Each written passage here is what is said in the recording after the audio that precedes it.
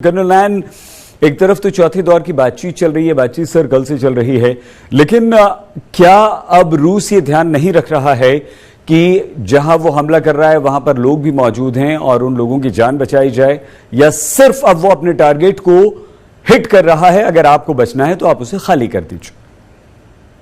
देखिए नावेद, 4 बार की वार्ता इनकी हो चुकी है। दूसरी बार की वार्ता के अंदर अगर हम पीछे मुड़ के देखें तो जो खार्किव का इलाका था, सुमी का इलाका था या फिर कीव का इलाका था, यहाँ से कुछ लोगों को एक ग्रीन कॉरिडोर देने की बात हुई और जिसपे दोनों पार्टियों ने रजामंद किया था और कुछ लोग निकले थे, लेकिन उसका खामियाजा जो यूक्रेन का जो पीस टॉकिंग वाली पार्टी का एक मेंबर थे, उनको अपनी जान गवा के देना पड़ा, उनकी हत्या कर दी गई थी यूक्रेन के अंदर। लेकिन तीसरे वार्ता के अंदर काफी बड़ी मात्रा के अंदर खार्किव से, सुमी से और पोल्टोवा का जो एक सेंट्रल इलाका बनता है नीपर नदी के ईस्ट में, वहां पर सबको इकट्ठा करके यूक्रेन या पोलैंड के तरफ से बाहर निकालने के लिए इन लोगों ने फिर वापस से बातचीत किया। और कल जो बातचीत चौथे वार्ता की हुई है, मैं ये बताना चाहूंगा कि इसमें भी पीस टॉक कुछ नहीं हो रहा है। मैं रिपीट करूंगा, पीस टॉक कुछ नहीं हो रहा है। कल जो बातचीत हुई है वो सिर्फ ये बातचीत हुई है कि कैसे कीव के अंदर से और कैसे डोनेट्स्क के इलाके से, यानी कि डोनबास के इलाके से 9 के करीब पैसेज, ग्रीन पैसेज सिविलियंस को या शरणार्थियों को या जो बाहर के जो लोग हैं, फॉरेनर्स हैं, उनको निकलने के लिए दिया जाए। और एक एक्स्ट्रा बाद में डिसाइड किया गया था खार्किव का। ये पीस टॉक जो कल वाली थी बीच में रोक दी गई थी नावेद, क्योंकि अभी इन लोगों का ये डिसीजन लेना था कि किस मॉडस ऑपरेंडी क्या होगा, यानी किस चीज में ये लोगों को शिफ्ट करेंगे, क्या एग्जिट रास्ता होगा। इस पे भी सहमति नहीं बन रही थी, तो इन्होंने एक दिन का समय मांगा रात को काम करने के लिए और आज उसके ऊपर फाइनल स्टेप लग जाएगी। तो बेसिकली 4th राउंड का मतलब यहां तक है और संधि से इसका दूर दूर तक कोई लेना देना है, क्योंकि रूस ने क्लियर कर दिया है कि जब तक मैं अपना एम क्लियर नहीं करूंगा मैं पीछे नहीं हटूंगा। अब ग्राउंड सिचुएशन पे आ जाते हैं। देखिए, नॉर्थ के अंदर जहां तक आपका चर्निहिव का इलाका है और चर्नेबल जो न्यूक्लियर प्लांट है, शायद उसके अंदर कल बिजली की कुछ प्रॉब्लम आ गई थी, क्योंकि जो मेन बिजली की जो कनेक्शन है वो तो कट चुके हैं, क्योंकि चर्निहिव के पास से जो पावर स्टेशन था वो तो उड़ा दिया गया था रशिया द्वारा। तो जो डीजल से चलने वाले जनरेटर है जिससे बिजली दी जाती है पावर इसको चर्निहिव न्यूक्लियर प्लांट को, वो शायद रात को फिर रिस्टोर किया गया। डीजल की कमी थी, डीजल देकर के, और पूरी तरीके से रूस के कब्जे में है। जहां तक सवाल है आपका चर्निहिव का या फिर सुमी का या फिर खार्किव का इलाका नॉर्थ का, इसके अंदर चारों तरफ से काफी इन्वेस्टमेंट हो चुकी, यानी बम्बार्डमेंट होने के बाद चारों तरफ से घेरने के बाद इस इलाके को 80% के करीब कब्जा हो चुका है। बाकी बचे कुछ जो यूक्रेन के सैनिक है जहां तहां से वो फायर कर रहे हैं, उनके ऊपर अभी भी गोलाबारी चल रही है।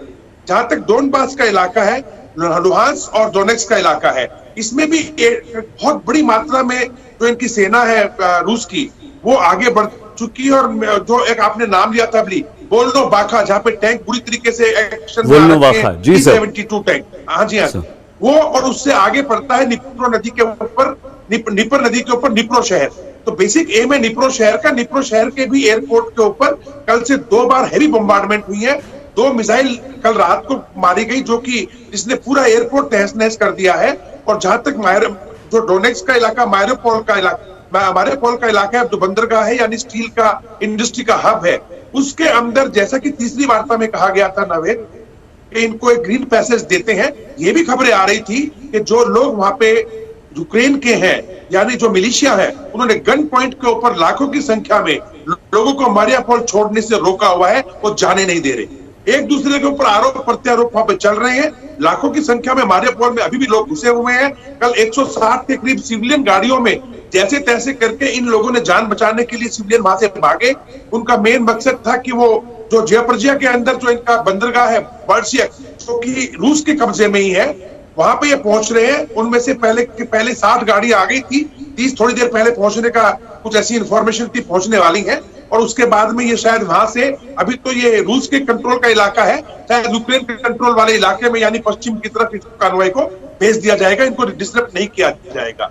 जहां तक सवाल है खरसेन का, खरसेन के ऊपर पूरा कब्जा हो चुका है नवेद। और मुझे डर ये है, और दुनिया भी इस बात से डर रही है, कि शायद जो अंदरूनी बातें निकल के आ रही हैं, जैसे कि टीपीए और जैसे कि एलपीए बनाया गया, पीपल्स रिपब्लिक, डोनेट्स्क को और लुहांस्क को, वैसे ही खॉर्सेन को पीपल रिपब्लिक घोषित करने की रूस की अभी मंशा है। शायद वो कभी भी इसको घोषित कर दे इंडिपेंडेंट। इसके अलावा जो उसके पश्चिम में उड़ीसा का क्षेत्र है, जहां पे कि पूरा का पूरा नेवल फ्लीट जो है इसका रूस का, वो अटैक कर रहा है ओडेसा के ऊपर। ओडेसा भी करीब 60% गिर चुका है। उसके पश्चात में मालडोवा का इलाका आ जाएगा देश का, जहां पे पहले से रूसी सेना तैनात है। यानी कि एक अगर हम पूर्व में देखें तो डोनेट्स्क से लेके ज़पोरिज़िया से होते हुए प्रांत से होते हुए खेल्सन प्रांत को लेते हुए ओडेसा को लेते हुए और मोल्डोवा तक, ये पूरा का पूरा एक लैंड कॉरिडोर अब रूस इस पे काबिज होने जा रहा है, जो शायद नहीं छोड़ेगा, क्योंकि ब्लैक सी और सी ऑफ अजोव जो उसके दक्षिण में है, इस पे पूरा वर्चस्व अब आज की तारीख में रूस का हो चुका है। और इस बात को ब्रिटेन की इंटेलिजेंस एजेंसी भी बोल चुकी है। रही बात जो पश्चिम का इलाका है, उसके अंदर अब इनका ध्यान केंद्रित है और कीव पे है। कीव पे जो ध्यान है वो इस बात पे है कि कीव का जो संपर्क चर्निहिव से, खार्किव से, निप्रो से, या फिर आप कह दीजिए ज़पोरिज़िया की तरफ से, या फिर आपका ये नाइकोलेव जो कि आपका खेल्सन का इलाका है, इन शहरों से जो संपर्क है, मेन रशिया का एम है उसको आज रात तक बिल्कुल कट ऑफ कर दे।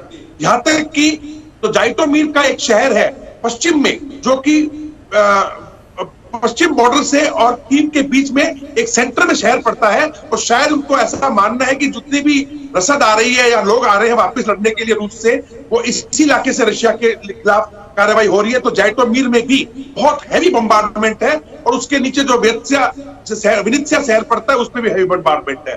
तो शायद अब कीव को पूरी तरीके से घेर लिया गया है, और जैसे कि राजेश बता रहे थे वहां बम्बार्डमेंट चल रही है। मेरा मानना है कि ये लॉन्ग रेंज आर्टिलरी है, और ये सीधा बॉम्बार्डमेंट जो है किसी बिल्डिंग पर नहीं हो रखी, उसके आसपास के गोले गिर रहे हैं, जिसके कारण वहां पे कुछ डैमेज हो रहा है। परंतु कीव के ऊपर अब रूस बड़े स्तर के ऊपर अटैक करने जा रहा है।